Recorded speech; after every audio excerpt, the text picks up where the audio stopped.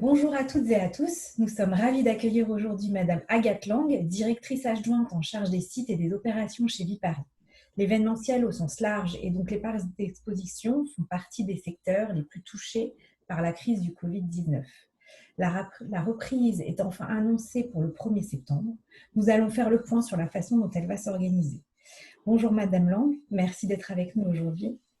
Bonjour, merci de m'accueillir. Alors, tout d'abord, pouvez-vous nous rappeler en quelques mots ce qu'est Viparis et les 9 lieux d'exposition qu'il regroupe? Oui, avec grand plaisir. Alors, Viparis, c'est effectivement 9 sites qui sont situés dans la région parisienne et même au cœur de Paris pour une grande partie d'entre eux. Alors, je pense que tout le monde connaît évidemment les emblématiques parcs des expositions de la Porte de Versailles ou Paris-Nord Villepinte, mais c'est également des sites comme l'hôtel Salomon de Rothschild, les salles du Carrousel du Louvre, le Palais des Congrès de Paris, et encore d'autres lieux, effectivement, qui font partie de nos 9 sites parisiens. Voilà, et Viparis, en quelques mots, c'est 800 événements, c'est 10 millions de visiteurs accueillis chaque année, c'est plus de 45 000 exposants, dont 40% viennent de l'étranger. C'est 400 événements d'entreprise, c'est 260 salons, c'est 120 congrès, voilà, je pense que, et c'est 380 collaborateurs qui sont passionnés.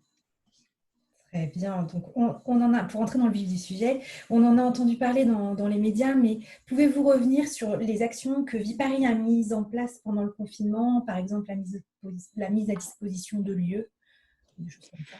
Oui, tout à fait. Alors, effectivement, nous, comme beaucoup d'entreprises, on a voulu pouvoir aussi contribuer dans cette période de crise. Donc, on a assez rapidement proposé aux autorités nos lieux, nos sites pour pouvoir accueillir et aider le corps médical, entre autres, dans la gestion de la crise.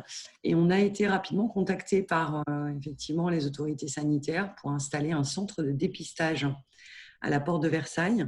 C'était un centre de dépistage avec le laboratoire Cerballiance et qui était destiné aux professionnels de santé pour le coup. Donc, c'était peu visible du grand public, évidemment.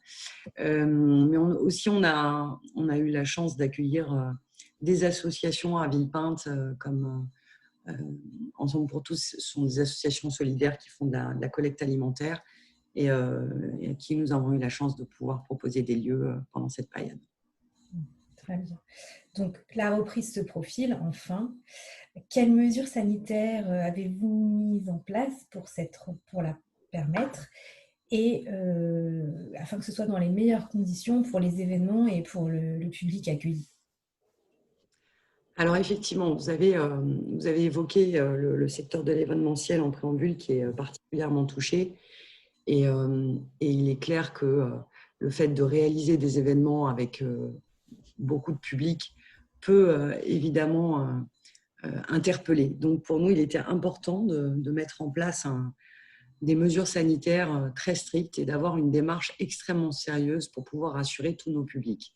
Alors je dis tous nos publics parce que évidemment, avant tout, ce sont les employés qui travaillent sur nos sites tous les jours, les employés de nos prestataires, nos clients, nos organisateurs et puis bien évidemment nos visiteurs qu'il fallait pouvoir rassurer au travers d'une démarche. On a à la fois collaboré, je dirais, avec la filière événementielle pour réfléchir à une charte commune sur l'ensemble d'un métier de l'événementiel, mais on a également voulu aller plus loin et monter un process de certification pour pouvoir effectivement rassurer dans le sérieux de la démarche que nous avions entreprise. Alors, il n'existait pas de certification publique sur le marché encore de l'événementiel, évidemment, de ce point de vue. Donc, on a monté avec Bureau Veritas une labellisation, donc en déterminant un référentiel qui permette de regrouper tous les engagements qu'on prenait, évidemment, dans la conformité des demandes des autorités sanitaires, mais parfois en allant aussi beaucoup plus loin. Et ce sont des critères, ce référentiel regroupe des critères qui réalisent l'ensemble du parcours de l'ensemble de nos visiteurs et qui permettent d'assurer qu'à tout point de contact, à tout niveau d'entrée sur le site ou de circulation, on assure des mesures optimales de sécurité sanitaire. Donc, c'est ces mesures et ces engagements qui sont regroupés dans ce référentiel de labellisation vont servir de base à des audits réalisés par Bureau Veritas lors de nos premiers événements de reprise et permettront du coup potentiellement pour nous d'avoir obtenu ce label qu'on a appelé Safe Venues. Voilà. Et donc, les engagements sont regroupés autour de 5 grands thèmes. Donc, la première partie, les engagements globaux de Viparis avec la nomination d'un référent Covid par site et le fonctionnement général avec les mesures sanitaires. Le deuxième point, ce sont les mesures qu'on prend sur nos sites, donc tous les points de parcours que j'ai pu vous évoquer juste avant.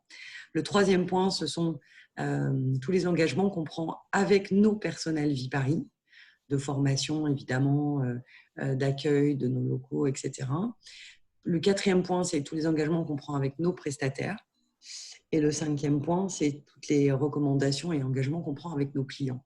Voilà. Voilà pour ces Ok, très bien. Très bien, très bien. Et donc, en attendant septembre, la question qu'on se pose, c'est est-ce que vous avez déjà de l'activité? Alors oui, tout à fait. La Porte de Versailles et Paris-Nord-Villepinte accueillent dans cette période des examens, des concours qui se déroulent habituellement à Villepinte et qui, pour des raisons de capacité, du coup, se déroulent cette année sur nos 2 sites. Mais également, on va avoir des plus petits événements privés à l'espace Grande Arche et à l'espace Champéret à partir de mi-juillet. Et voilà, puis après la grande reprise, c'est le mois de septembre. Ah oui, alors du coup, qu'est-ce que vous avez? Est-ce que vous avez déjà des événements programmés, prévus en septembre? Exactement, oui, tout à fait. On a plein d'événements qui sont prévus en septembre. On va avoir Villepinte qui va démarrer avec, Paris-Nord-Villepinte, pardon, le parc des expositions qui va démarrer avec Première Vision. On a la Porte de Versailles qui va accueillir, je crois, une bonne quinzaine d'événements sur ce mois de septembre également. On aura Ouznex, les salons de la mode, on aura pas mal d'événements dès le mois de septembre. Donc oui, on va être très actifs dès la reprise sur ce mois de septembre. Voilà. Très bien. Un grand merci, Madame Long. Nous sommes nous, vraiment impatients de pouvoir tenir nos événements à nouveau avec vous. Et Oui, pardon. également, on sera très heureux de vous y accueillir prochainement. Oui. On a hâte. Merci.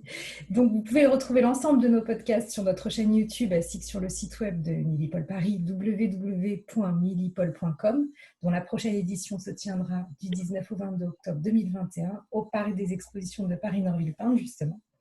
À très bientôt.